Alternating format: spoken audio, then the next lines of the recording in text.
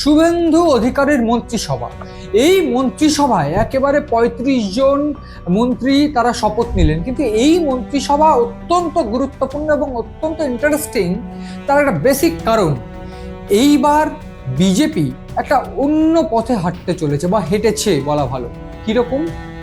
একেবারে প্রান্তিক জায়গা থেকে, একেবারে আদিবাসী সমাজ, উত্তরবঙ্গ থেকে রাঢ়বঙ্গ, তাদেরকেই কিন্তু বেশি বেশি করে সুযোগ দেওয়া হয়েছে। এবং আমরা দেখেছি এর আগের বার যে সমস্ত মন্ত্রিসভা ছিল তৃণমূল আমলে, সেই সমস্ত জায়গায় জেলা বা শহরতলি এলাকা, বা বলা ভালো যে একেবারে শহর বা কলকাতা এবং শহরতলি এলাকায় কিন্তু মন্ত্রিত্ব ডিস্ট্রিবিউশন ছিল।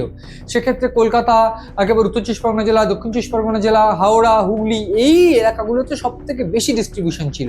কিন্তু এইবার কিন্তু সেটা করা হয়নি, বরং এইবার যেটা করা হচ্ছে, ডিস্ট্রিবিউশন করা হচ্ছে একেবারে সঠিক উপায়ে।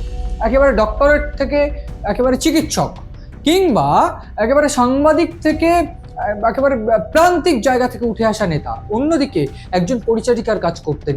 এইভাবেই কিন্তু সাজানো হয়েছে মন্ত্রিসভায়। আজ যে লোকভবনে যে রাজ্যপাল এস.এন. রবি তিনি যে শপথবাক্য পাঠ করালেন, সেই শপথবাক্য কিন্তু ১৩ জন পূর্ণমন্ত্রী ছিলেন, ৩ জন স্বাধীন দায়িত্বপ্রাপ্ত মন্ত্রী ছিলেন এবং ১৯ জন প্রতিমন্ত্রী ছিলেন। আমি ১৩ জন, আমি যে নামটা প্রথমেই বলবো, ১৩ জনের মধ্যে তাপস রায়, মনোজ ওরাও, অর্জুন সিং, গৌরীশঙ্কর ঘোষ, দীপক বর্মন, শরদ্দত্ত মুখোপাধ্যায়, অরূপ কুমার দাস, স্বপন দাশগুপ্ত, কল্যাণ চক্রবর্তী, শঙ্কর ঘোষ, অজয় পোদ্দার, দুধ কুমার মণ্ডল, এই ১৩ জন কিন্তু দায়িত্ব পেয়েছেন পূর্ণমন্ত্রী হিসাবে। ৩ জন স্বাধীন দায়িত্বপ্রাপ্ত মন্ত্রী রয়েছেন, একেবারে ইন্ডিপেন্ডেন্ট মিনিস্টার অফ স্টেট, মালতী রাভা রায়, রাজেশ মাহাতো, ইন্দ্রনীল খা।